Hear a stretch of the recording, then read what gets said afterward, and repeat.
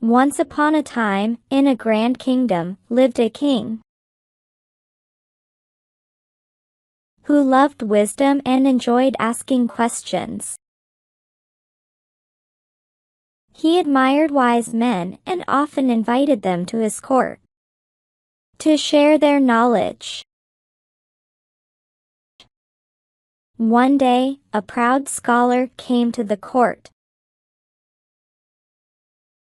He claimed he knew every language in the world and could speak them all perfectly. The scholar told the king, "Let every courtier ask me questions in their own language, and I will answer them in that same language." Many courtiers asked him questions in their own language, and the scholar gave the answer to each person's question fluently and accurately in the same language. The king and the courtiers were greatly impressed by him. The scholar then challenged the king. "Sir, I challenge all of your courtiers to guess my mother tongue until tomorrow morning. If anyone could tell my mother tongue, then I will salute him and quietly go away from here. Otherwise, I should be declared the most learned man in your kingdom." The king agreed and ordered his servants to arrange for a night's stay for the scholar. When the scholar left the court, the king asked all his courtiers if they could tell the scholar's mother tongue. None came forward.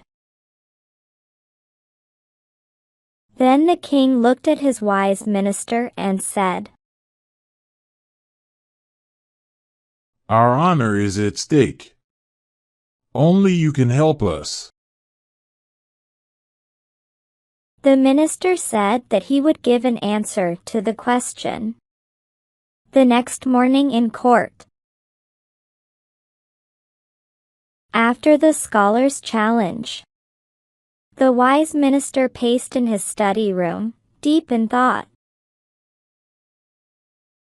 He muttered to himself, "How can I determine the scholar's mother's tongue? He speaks every language so perfectly." Suddenly, he had a bright idea. He stopped, and his eyes widened with excitement. "Oh, I have an idea," he exclaimed aloud, a grin spreading across his face. "I'm sure this will reveal the scholar's mother tongue easily." With confidence, he hurried off to put his plan into action. The minister went to the room in which the scholar was asleep. He took a piece of hay and tickled the scholar's ears. The scholar felt irritated and changed his side. The minister continued with the tickling. After some time, the scholar said, "Who is here?" in his mother tongue. He didn't see the minister, who by then had crept under the bed. The next morning, the scholar went to the court and took his seat.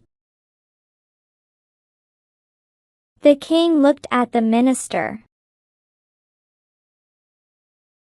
At first, The minister counted before him many languages, to which the scholar nodded in the negative and felt more proud. Finally, the minister said politely to the scholar, Sir, is your mother tongue French? The scholar nodded his head in the affirmative. He was surprised at how the minister came to know about his mother tongue. He accepted that the minister was the most learned person in the kingdom. The king gave so many gifts to the scholar and bade him goodbye. When the scholar left the court, the king asked the minister how he came to know about the scholar's mother tongue.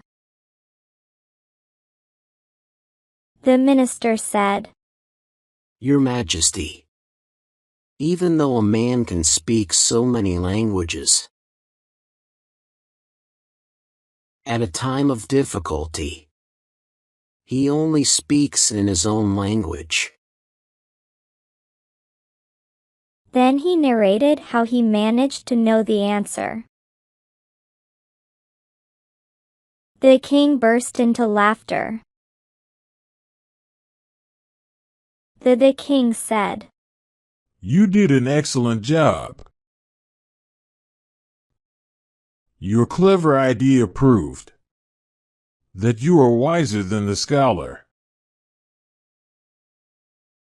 The minister replied, Thank you, Your Majesty. I just used a simple trick. The king added, You showed that true wisdom is understanding people, not just knowing facts. I'm proud of you. The minister said politely, It's my honor. Sir, it's a pleasure to serve you. Moral. True wisdom lies in understanding human nature, not just in knowing many things. Once upon a time, there was a rich businessman in a village. A pigeon had built its nest in his house. One day, a greedy crow was flying by that house. He saw the fish and meat in the kitchen. His mouth started to water. He thought, I should get into the kitchen, but I don't know how. Suddenly, the crow saw the pigeon's nest. He thought of a plan. He said to the pigeon, Brother, I have no friends. Will you be my friend? We can look for food together. The crow said this to trick the pigeon and get into the kitchen. The simple and trusting pigeon could not see that the crow had bad intentions. The pigeon said, Why not, friend? From now on, we are friends. As regards food, our food habits are entirely different. But I still don't mind. Come with me where I live and search for food together.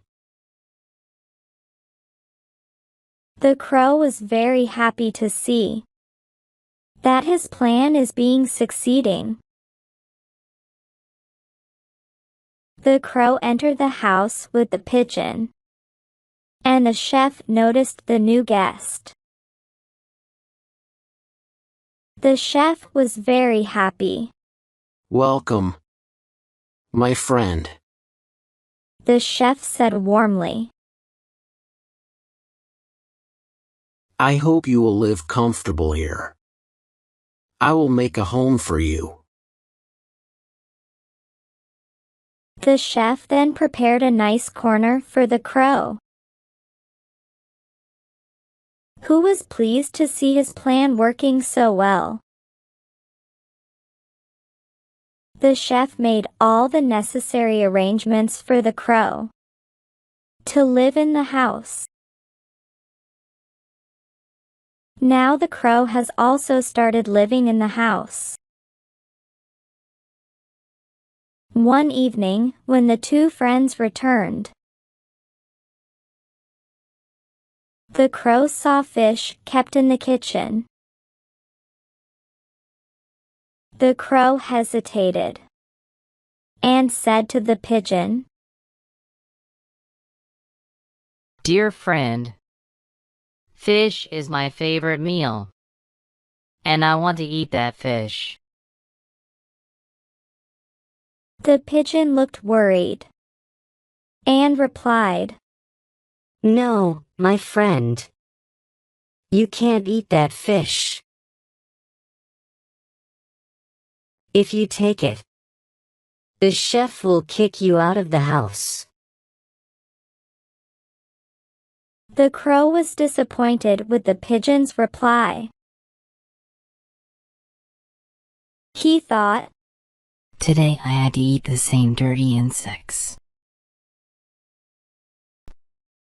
But tomorrow I will have fish.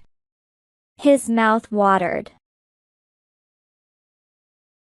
The next day, the crow refused to accompany the pigeon to the forest to search for food.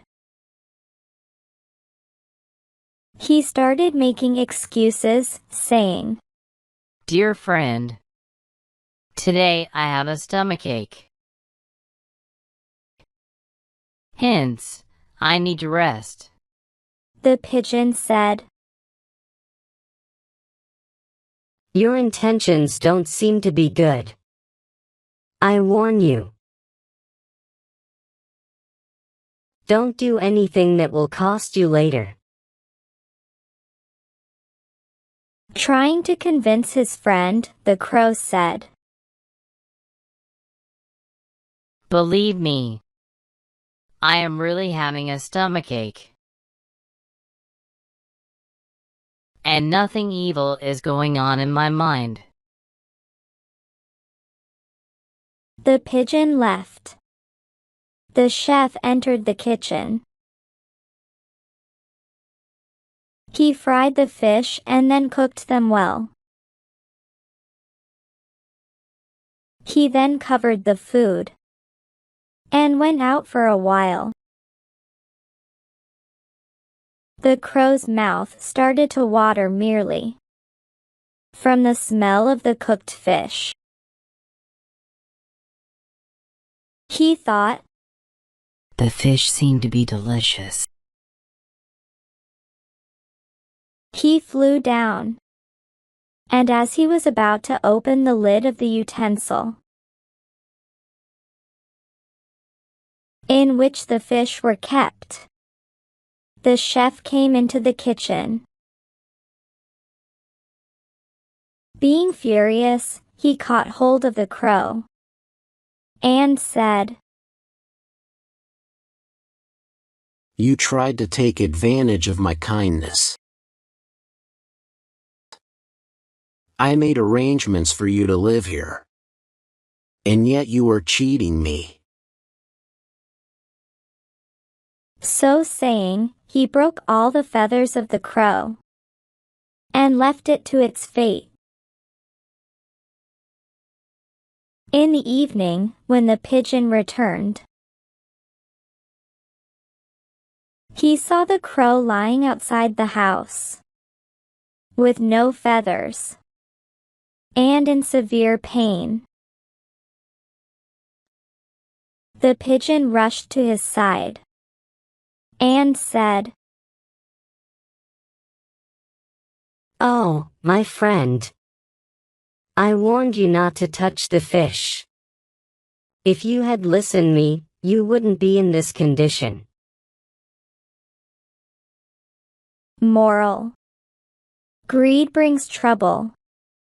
Listen to good advice.